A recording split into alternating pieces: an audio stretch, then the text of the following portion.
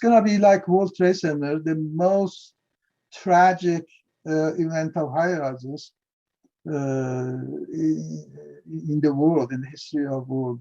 NBC Bay Area's investigative unit has learned that something has gone seriously wrong, and the fix may be making things worse. When the big one comes, there is no reason, in my view, to believe that this building can survive. Hello, everybody, and welcome to a very special edition of the Stream of Consciousness. I'm your host, Cyrus. We have with us Professor Astaneh, 32 years of experience of structural and civil engineering at UC Berkeley, and he's an expert in skyscrapers, steel buildings, and he is going to be telling us today about the Millennium Tower's problems. Welcome, Professor Astaneh. Welcome to the show. Hello, Sai. Hello to your audience. I'm very delighted to be on your show. Great.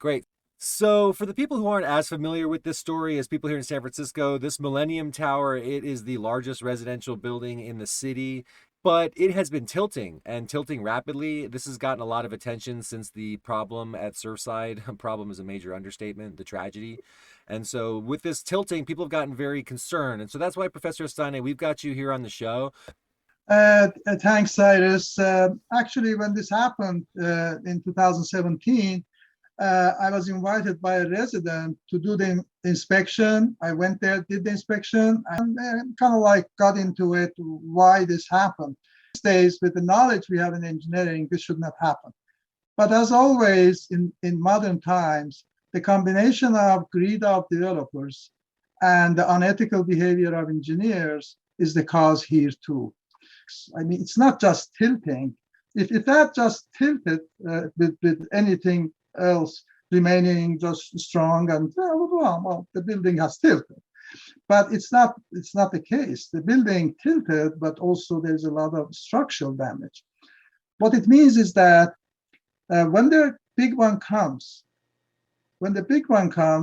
there is no reason, in my view, to believe that this building can survive. The building, which is a 58-story building, is located on soil where the bedrock, which skyscrapers are usually supported on bedrock. The bedrock is way below the surface, about 150 feet.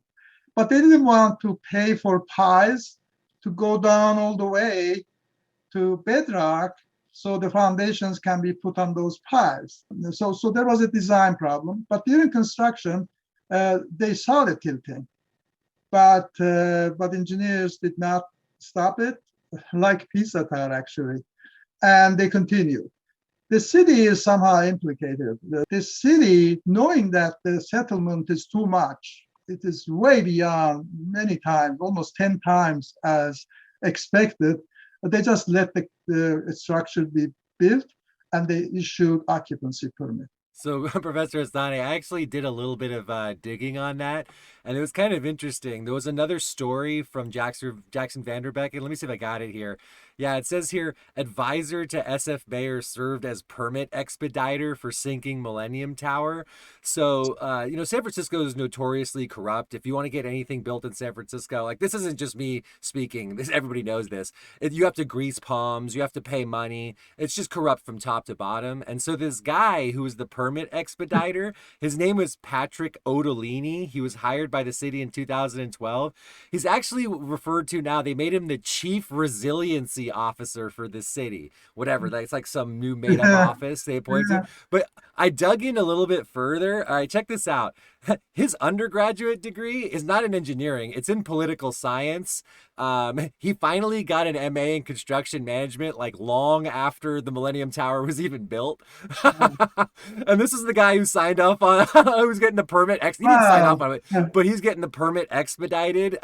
Gavin Newsom has recently appointed him to the California Earthquake Advisory Panel. This guy graduated I think his undergraduate, he graduated in 2002. He's only like 40 years old. I think he was in his mid-30s when he was doing this. So he's one of these palm greasers that works for the Democratic machine. He appoints someone who has no background in earthquake engineering to protect me, working 52 years in earthquake engineering, to protect me against seismic event.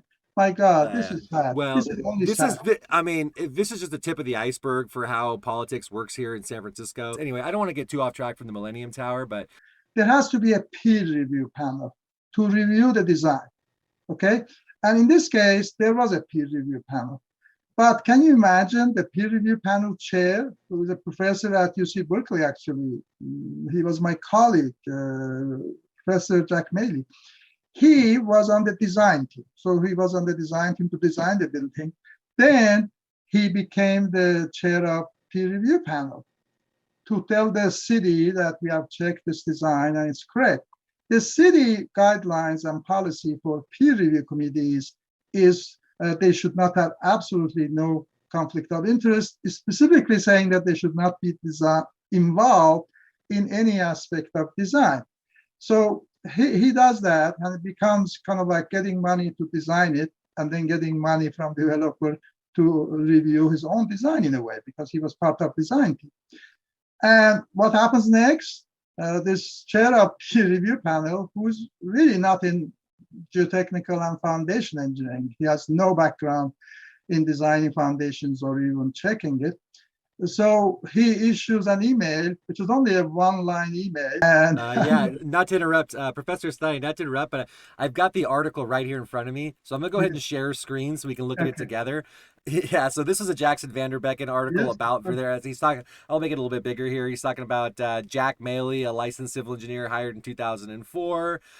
So he's been subpoenaed actually by Supervisor Aaron Peskin to testify about this whole thing. And there was some funny quotes in here. He says that Peskin asked Maley why he did not raise a red flag or object to the fact that there was no geotechnical element to the building review. He said, "Professor, I find this to be a bit troubling." Yeah, I'd say. It's just kind of funny. He says here, on the basis, this is the line I think you were talking about that got him in trouble. He says, Maley wrote in a letter, he says, "On the basis of my review, it's my opinion that the foundation design is compliant with the principles and requirements of the building code, and that a foundation permit can be issued for this project." So for people who are lay people, you got to understand the engineer who signs off on a project basically signs off their entire reputation and career. You know, I'm not sure what's happened with this, but he must be getting into some sort of trouble. Professor Astaneh, can you tell us your opinion as an engineer? What's going on here? Well, basically, this is unacceptable. It is unethical. He should lose his license because he really ignored the safety of people in that building. So what happened is this, actually. The tilting is a problem, of course. It seriously reduced the cost of, the price of condos there, very expensive condos. Here we are, a person who doesn't have any knowledge of foundation approves the foundation design as peer review. Of course, the initial design, the engineer who designed it had no idea how to design correctly. So that is incorrect design. Then a person who has no idea what foundation is approves it. Then the city, which is the jury in a way, to make sure design is correct and peer review is correct, the city says, all right, even though there's no conflict of interest, peer reviewer is the same as designer, fine, let's finish it, issue occupancy permit, even though the settlements are too much, they're continuing. Let's send people inside this building and let's get the tax or whatever income city is getting from this building. What is happening? What is the safety that a building of this magnitude, almost $1 billion worth, 58-story, thousands of Americans in it, in a seismically, the most extreme seismic zone, perhaps second to LA. And more importantly, that building is so tall, and you know the area. You mentioned your office. Very crowded. Yeah, it's across the street from the Salesforce and Tower. They are, yes, and by the way, Salesforce Tower was done very correctly, and they had the piles down to the bedrock. It So is Mark Benioff, the yeah, best. their CEO actually tweeted about that. Yeah, He's something about like we're at Bedrock, baby. But the yeah, thing is, you can be all happy, but if you're across the street from this yeah. monstrosity, you're in the freaking Oh middle of yes, the heart of the problem. So it's yes. great that your building's fine, but if this thing falls over, and it sounds like you're saying that's a very real possibility. Correct Oh me if I'm yeah, wrong here. yes. If the big one comes, there has to be a simulation by reputable place to show that actually this building is not going to collapse. That has to be done. Otherwise, everyone from engineers, peer reviewers, developers, city, politicians, they're not doing their duty responsible to citizens. Well, unfortunately, I think the government of San Francisco is probably hopelessly broken on this issue and many others. I honestly think the only person whose opinion could make any difference is Mark Benioff. That's why I kept bringing him up. The Salesforce Tower is the crown jewel of his empire. It is like this giant building. If you haven't seen it before, it dominates the San Francisco skyline. It's across the street from this. So if Yeah. something bad happens to this building, it's in a very, very crowded area, by the way. It's not just the Salesforce Tower. If you look this Oh thing up yeah. on Google Earth, it's just jam packed. Yeah. There's so many people there every day walking around, just on foot. Like, you think you can run away from a collapsing skyscraper? Good luck with that, unless you're the Flash. So Professor Astaneh, really your insights are very, very much approved. The fans of the stream, we definitely are very grateful for your presence today. And, for folks here, we're going to be doing another episode with Professor Astaneh to cover the events of 9/11 for the 20th anniversary. Professor Astaneh was on the ground on September 18th, 2001.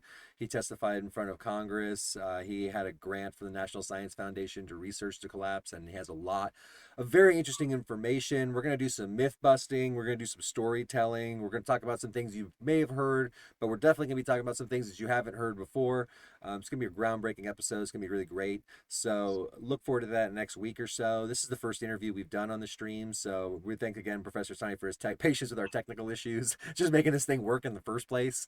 And hope everybody enjoyed it, and looking forward to more in the future. So thanks again, Professor. Thank you, Cyrus. I appreciate the opportunity that you are doing it. So I appreciate the opportunity and thank you for what you're doing. Thanks. All right. Well, we'll be seeing you again soon. Take care.